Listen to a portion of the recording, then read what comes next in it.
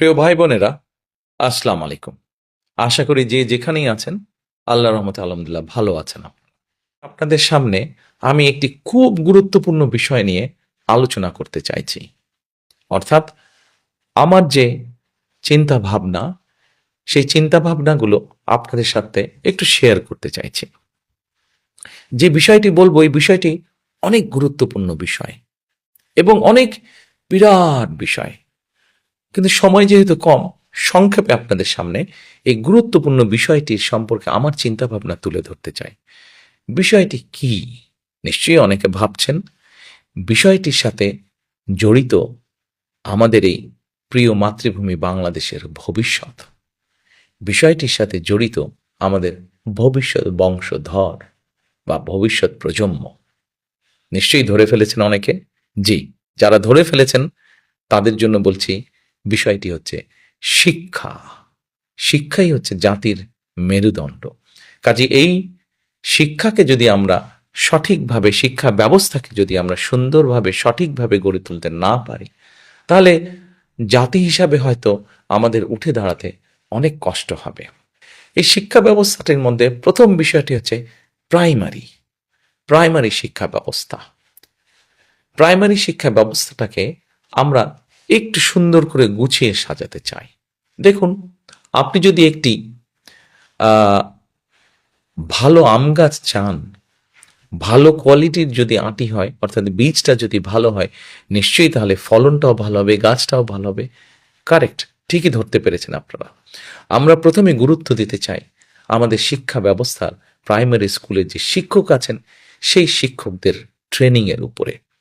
এই শিক্ষকদেরকে আমরা ট্রেনিং দিতে চাই। যারা শিক্ষক আছেন তাদেরকে আমরা ট্রেনিং দিয়ে তাদের কোয়ালিটিটা আমরা ইমপ্রুভ করতে চাই। কারণ আমরা মনে করি শিক্ষক যদি ভালো ট্রেনিং পান, তাহলে অবশ্যই শিক্ষক তার যে শিক্ষার্থী থাকবে তাকে ভালো করে পড়াতে পারবেন, ভালো করে লেখাপড়া শেখাতে পারবেন। এবং সেই জন্যই আমরা একটি নতুন বিষয় ইন্ট্রোডিউস করতে চাচ্ছি, সেটি হচ্ছে ওয়ান টিচার ওয়ান ট্যাব। আপনারা হয়তো চিন্তা করতে পারেন, জিজ্ঞেস করতে পারেন, ওয়ান টিচার ওয়ান ট্যাবটা কি? বাংলাদেশে খুব সম্ভবত 3.5 লক্ষের এরও কিছু বেশি প্রাইমারি শিক্ষক আছেন, সরকারি বেসরকারি সব মিলিয়ে। আমরা প্রথমে সরকারি প্রাইমারি স্কুল দিয়ে শুরু করতে চাইছি। আমরা এই টিচারদের কাছে ছোট ট্যাব বা কম্পিউটার পৌঁছে দিতে চাচ্ছি প্রথমে। আমরা যদি এই সকল টিচারকে ঢাকা শহরে বা বিভাগীয় শহরে নিয়ে এসে ট্রেনিং দেই, তাহলে দেখা যাবে যে অনেক খরচ হবে রাষ্ট্রের, সময়ও নষ্ট হবে। সেই জন্য আমরা এই ট্যাবটা পৌঁছে দিতে চাচ্ছি। আমরা শিক্ষকদের কাছে পৌঁছে দিব এবং তাদের কিভাবে এটি পরিচালনা করবেন, তারা কিভাবে এটি চালাবেন, তারা জেলায় জেলায় আমরা তাদেরকে সেটি শিখাবো। তারপরে তারা তাদের উপজেলা, ইউনিয়ন, গ্রামে ছড়িয়ে ছিটে পারবেন। ফলে অর্থাৎ এক একজন টিচারের কাছে এক একটা কম্পিউটার থাকবে। সেই কম্পিউটারের মাধ্যমে ঢাকা থেকে বসে একজন শিক্ষক ভালো কিছু ট্রেনিং তাদেরকে দিতে পারবেন। অথবা একজন শিক্ষক যে যশোরে আছেন, সে দেখা যাবে কুড়িগ্রামের একজন শিক্ষককে ভালো কোনো একটি বিষয় ট্রেনিং দিতে পারলেন। অথবা চট্টগ্রামে একজন শিক্ষক আছেন, সে হয়তো দিনাজপুরের ছাত্রছাত্রীদেরকে ভালো কোনো একটি বিষয়, শিক্ষার কোনো একটি সাবজেক্ট বিষয় ভালো করে পড়াতে পারবেন। এটা তো গেল একটা। সময় লাগবে, কিন্তু আস্তে আস্তে আমরা এই জিনিসটি গড়ে তুলতে চাই, এই সিস্টেমটি আমরা গড়ে তুলতে চাই। এবার আসুন, আমরা শিক্ষা ব্যবস্থার মধ্যে আরেকটি বিষয় নিয়ে আসতে চাই, সেটি হচ্ছে ভাষা। দেখুন, আমরা সকলে বাংলা বলছি, আমাদের অনেক ছেলেমেয়েরা, আমাদের অনেক সন্তানেরা ইংরেজিও বলছে অনেকে।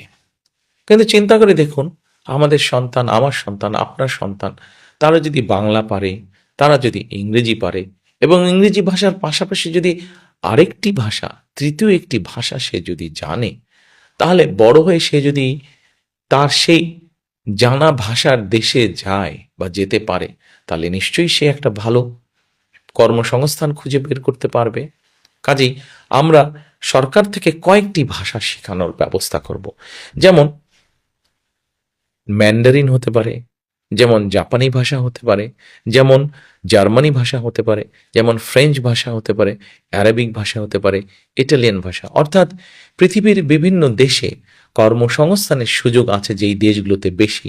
কোরিয়ান ভাষা হতে পারে, সেরকম দেশগুলোতে সে দেশগুলোর ভাষা আমরা আমাদের ছেলে মেয়েদেরকে শিখাতে চাই, তৃতীয় ভাষাটি শিখাতে চাই তাদেরকে। তারা যদি এই ভাষাটি শিখতে পারে তাহলে বড় হতে হতে সেই ভাষায় তার দক্ষতা হবে। এবার আসুন, ভাষা শিক্ষার পাশাপাশি আমরা প্রাইমারি স্কুল থেকে শুরু করে একদম ক্লাস 12 পর্যন্ত আমরা আরও কয়েকটি বিষয় এখানে আমরা বইয়ের বা স্কুলের সিলেবাসের মধ্যে নিয়ে আসতে চাই। কি কি সেটি? যেমন ধরেন, খেলাধুলার একটি বিষয় আছে। প্রত্যেকটি ছেলে মেয়ে কোনো না কোনো বিষয় খেলতে পছন্দ করে, কোনো না কোনো স্পোর্টস খেলতে পছন্দ করে। আমরা যেটি করতে চাইছি সেটি হচ্ছে যে আমাদের ছেলেমেয়েরা সাধারণত যে সকল খেলাধুলায় ভালো, কেউ হয়তো ফুটবল খেলায় ভালো, কেউ ব্যাডমিন্টন খেলায় ভালো, কেউ সাঁতারে ভালো, এরকম যারা যেই স্পোর্টসে ভালো, এরকম 6-7টি স্পোর্টস আমরা রাখবো স্কুল সিলেবাসের ভিতরে, এবং তাকে ওই খেলায় অংশগ্রহণ করতে হবে। যে ছাত্র ছাত্রী যে খেলাটি বেছে নেবে তাকে সেটিতে অংশগ্রহণ করতে হবে, এবং অংশগ্রহণ করাইলেই শুধু হবে না, সেখানে থেকে পাস মার্ক পেতে হবে। অর্থাৎ সে খেলাধুলাও ভালো হয়ে উঠবে। যে সাঁতার পারে সে সাঁতারে ভালো হবে, যে ফুটবল খেলতে পারে সে ফুটবলে ভালো হবে, যে ক্রিকেট খেলে সে ক্রিকেটে ভালো, যে জোরে দৌড়াতে পারে সে দৌড় প্রতিযোগিতায় ভালো করবে। তার মানে দেখুন, আমাদের সন্তানেরা ইংরেজি ভাষা শিখলো, আমাদের সন্তানেরা একটি খেলাধুলায় ভালো করলো। এবার আসুন, আমরা আমাদের সন্তানদেরকে গড়ে তুলতে চাই যেমন ভালো খেলতে পারবে, তৃতীয় একটি ভাষা, দ্বিতীয় একটি ভাষা জানবে, একই সাথে তাকে আমরা বিভিন্ন রকম আরো আর্ট বা কালচার শেখাতে চাই। যেমন অনেক শিশুরই অনেক ইচ্ছে আছে, কেউ হয়তো গান শিখবে, কেউ হয়তো গিটার বাজানো শিখতে চাইছে, কেউ হয়তো কবিতা আবৃত্তি শিখতে চাইছে, কেউ হয়তো ছবি আঁকতে চাইছে, তাকে আমরা সেই সুযোগটি করে দিতে চাই। এবার চিন্তা করুন তো, আপনার সন্তান ছোটবেলা থেকে যখন একটি দ্বিতীয় এবং তৃতীয় ভাষা শিখবে, একই সাথে আপনার সন্তান যখন একটি খেলায় ভালো হবে, একই সাথে আপনার সন্তান যখন একটি আর্ট বা কালচারে ভালো হবে, এতগুলো গুণ যখন একটা বাচ্চার মধ্যে থাকবে, সেই বাচ্চাটিকে কেমন করে কেউ আটকে রাখতে পারবে? সে এই দেশে বাংলাদেশেই থাকুক অথবা সে পৃথিবীর যে কোনো দেশেই যাক না কেন, তাকে কেউ আটকে রাখতে পারবে না। সে তার জীবনকে তার মতন করে সুন্দর করে গড়ে তুলতে পারবে। প্রিয় ভাই বোনেরা, আপনাদের অনেকের কাছেই হয়তো মনে হতে পারে যে আমি যেই কথাগুলো বলছি আসলে কি এটা সম্ভব? অবশ্যই সম্ভব। পৃথিবীর বহু দেশ তাদের দেশের শিক্ষা ব্যবস্থাকে এইভাবে গড়ে তুলেছে। আরেকটি গুরুত্বপূর্ণ বিষয় এখানে আপনাদেরকে আমি উল্লেখ করতে চাই। যে বিষয়গুলো বলেছি সেগুলো তো আমরা করতে চাইছি, পাশাপাশি আমরা প্রাইমারি লেভেল থেকে ক্লাস 9 পর্যন্ত বিভিন্ন টেকনিক্যাল এবং ভোকেশনাল থিওরিটিক্যাল নলেজটা আমরা বাচ্চাদেরকে শেখাতে চাই, এবং ক্লাস 9-এর পর থেকে ক্লাস 12 পর্যন্ত তাদেরকে আমরা বিভিন্ন ভোকেশনাল এবং টেকনিক্যাল বিষয় প্র্যাকটিক্যাল নলেজটা আমরা তাদেরকে দিতে চাই। অর্থাৎ একটা বাচ্চা, একটা ছেলে বা একটা মেয়ে যখন ক্লাস 12 পার হয়ে যাবে, তখন তাকে আটকে রাখা অনেক কঠিন হবে। তার মধ্যে অনেক কোয়ালিটি থাকবে, অনেক প্রতিভা থাকবে, যেই প্রতিভার কারণে তাকে কেউ, কোনো দেশ, কোনো জায়গায় কেউ আটকে রাখতে পারবে না। সে তার জীবনকে সুন্দরভাবে গড়ে তুলতে পারবে। প্রিয় ভাই বোনেরা, আমাদের শিক্ষা ব্যবস্থাকে আমরা কিভাবে গড়ে তুলতে চাই সেটি আপনাদের সামনে খুব সংক্ষেপে আমি আপনাদের সামনে তুলে ধরলাম। হ্যাঁ, আমাদের এই সুফলটি পেতে একটু সময় লাগবে, কিন্তু আমরা সকলে মিলে যদি চেষ্টা করি, আমরা সকলে মিলে যদি আমাদের আগামী প্রজন্মকে, ভবিষ্যৎ প্রজন্মকে এভাবে বিভিন্ন প্রতিভা দিয়ে গড়ে তুলি, তাহলে আজ না হোক কাল, কাল না হলে পরশু, না হলে তো অবশ্যই তার পরের দিন ইনশাল্লাহ আমরা একটা অনেক শক্তিশালী, প্রতিভাবান একটি দেশ আমরা গড়ে তুলতে সক্ষম হব। আসুন, আমরা সকলে মিলে যদি চেষ্টা করি, আমরা সকলে মিলে যদি কাজ করি, তাহলে অবশ্যই আমরা আমাদের সেই প্রত্যাশিত বাংলাদেশ গড়ে তুলব। সেজন্যই কিন্তু আমি বলি, করব কাজ, গড়ব দেশ, সবার আগে বাংলাদেশ।